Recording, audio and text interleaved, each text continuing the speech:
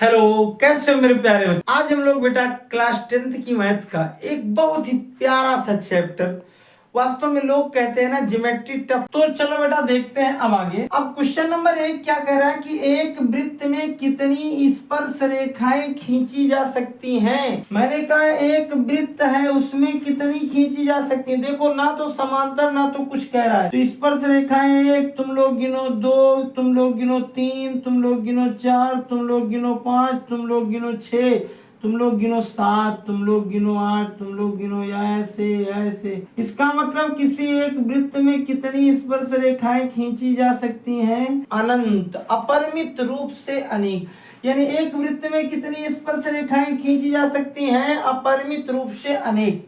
आ गया समझ में ना? देखिए ना, कलाकारी नहीं, चित्र नहीं बना रहा हूँ गधे, ये देखो बढ़िया से। यानी कितने असंख्य हो गए ना, पूरा दिया करो बीच बीच में। रिक्त के स्थानों की पूर्ति है अगला।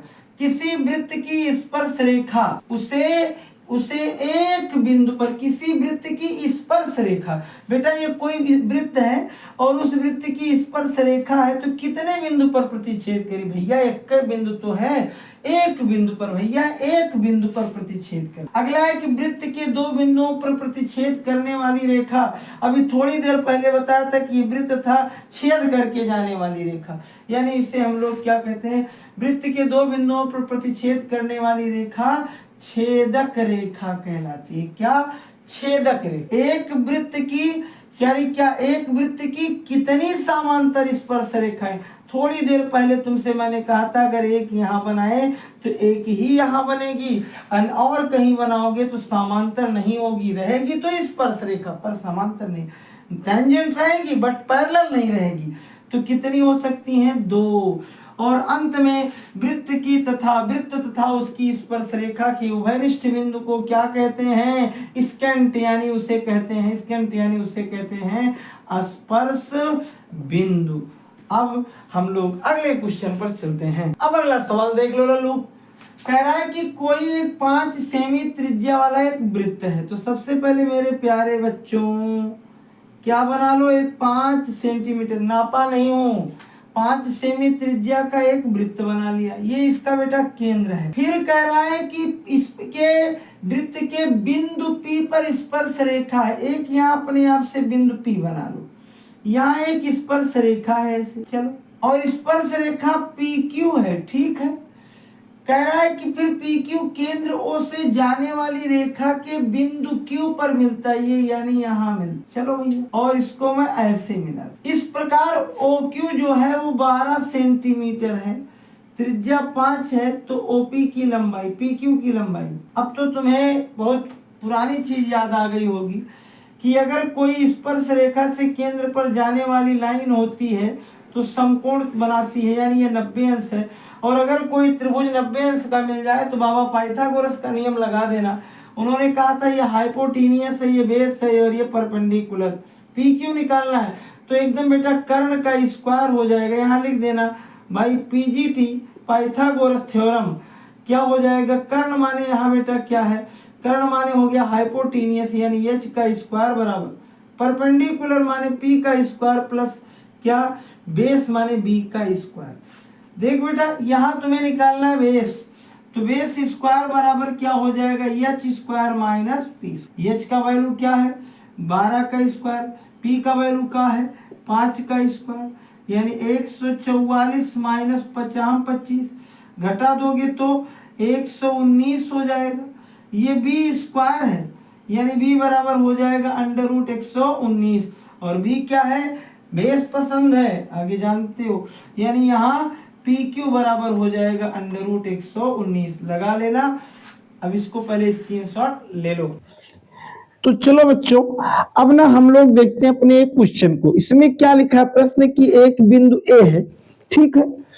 मैंने कई बार बताया ना कि अगर कुछ लग रहा हो थकान वकान ना, तो आंख आंख मीज लो, लल्लू लाल यानी चुनमुन जो भी हो, क्या है बढ़िया से कि एक बिंदु ए से जो वृत्त के केंद्र से 5 सेमी की दूरी पर है।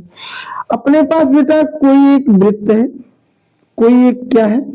वृत्त है, और इस वृत्त के केंद्र से क्या है? ये कोई एक वृत्त है, और इस दिख नहीं रहा होगा तो ध्यान देना। क्या है, एक वृत्त के केंद्र ये O है, यहां से 5 सेंटीमीटर की दूरी पर, क्या 5 सेमी की दूरी पर एक बिंदु A है, यहां से मैंने 5 सेंटीमीटर की दूरी ये दिखा दी। क्या कर दिया, एक बिंदु अपना A बना दिया। क्या बना दिया, A। फिर कह रहा है ना, और इसे मैंने O लिखा।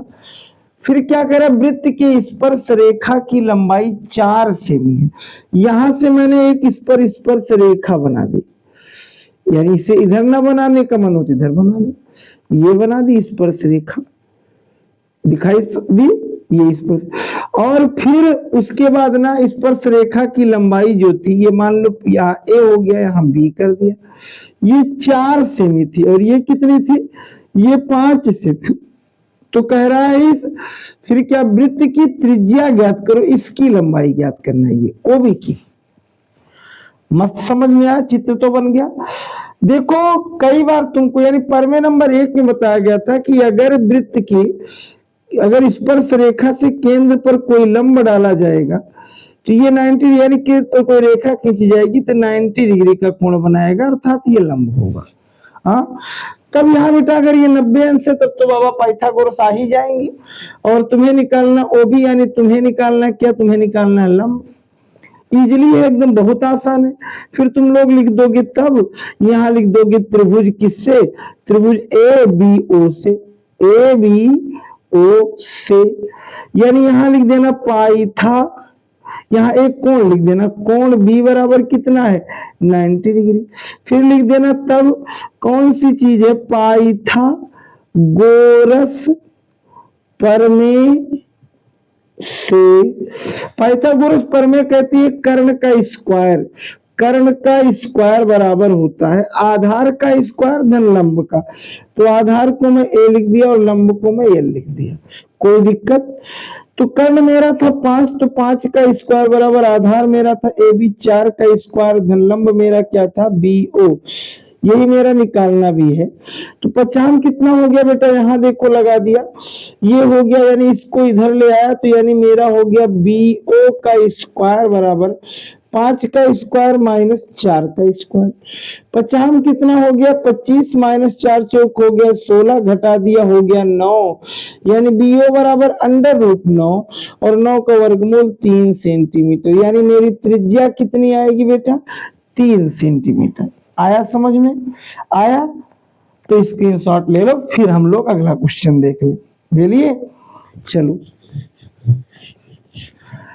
अब उसके बाद जरा इसको देखो, क्या कह रहा है कि 2 संकेंद्री वृत्तों की त्रिज्या है, मतलब कि 2 वृत्त, संकेंद्री का मतलब होता है, संकेंद्री जो शब्द लिखा, ये कहीं भी देखो कॉन्सेंट्रिक लिखा होगा तो इसका मतलब, कॉन्सेंट्रिक लिखा होगा तो इसका मतलब क्या होता है कि एक ही केंद्र पर चाहे जितने लाखों वृत्त खींचे जाए, लेकिन यहाँ 2 ही है।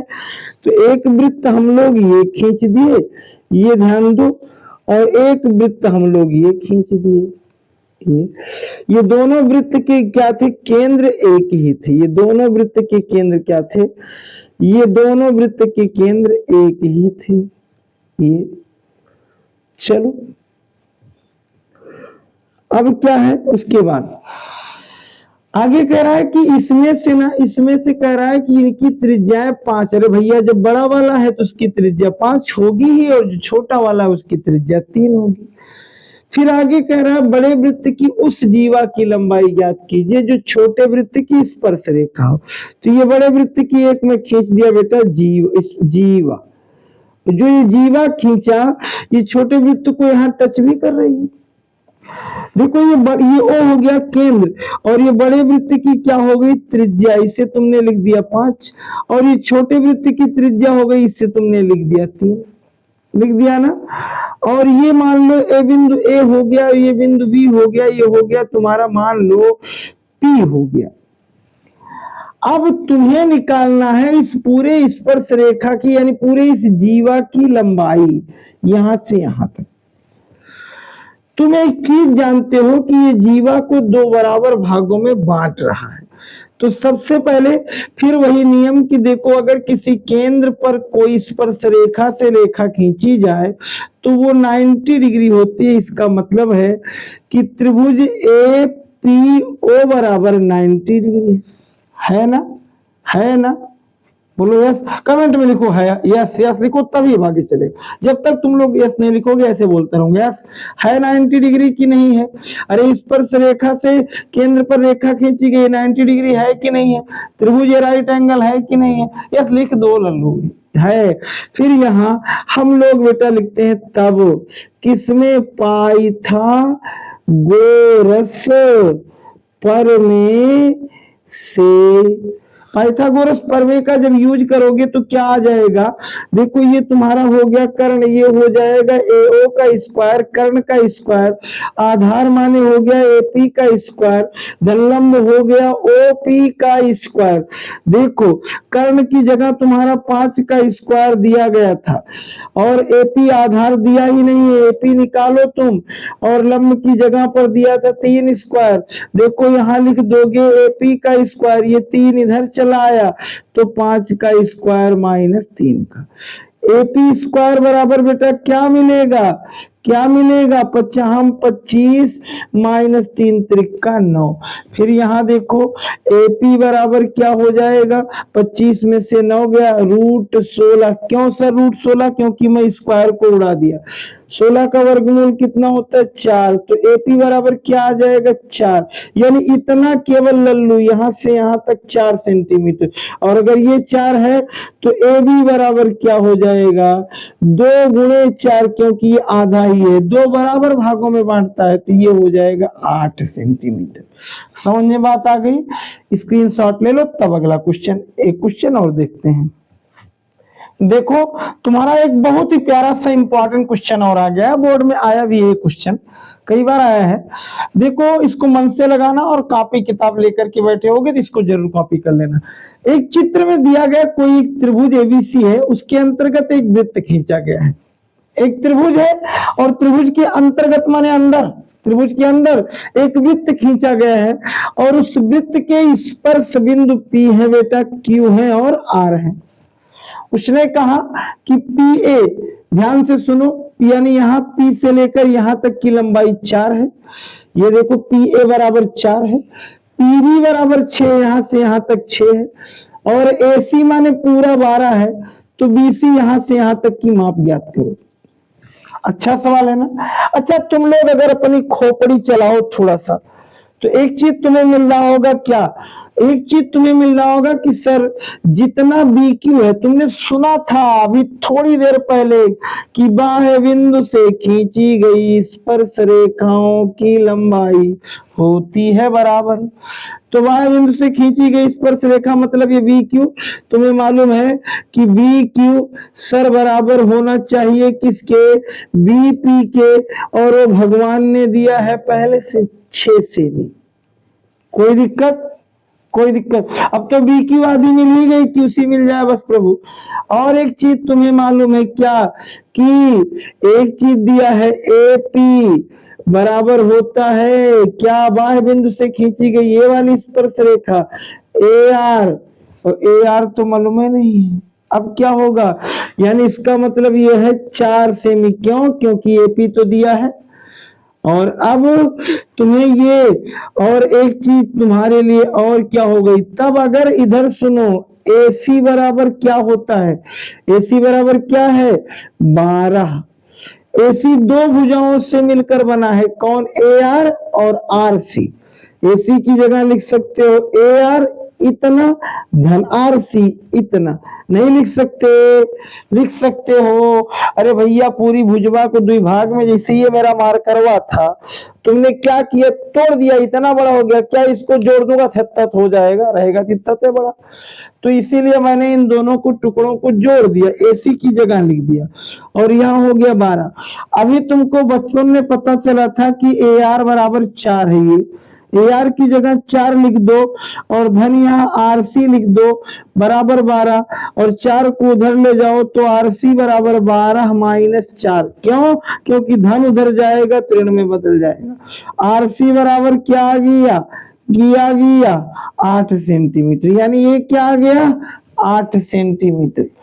अब तुम्हें कुछ कहानियां मालूम है कि जो आरसी होता है वही वाय बिंदु से खींची गई स्पर्श रेखा क्यूसी होता है, तो इसका मतलब ये भी आ जाएगा 8।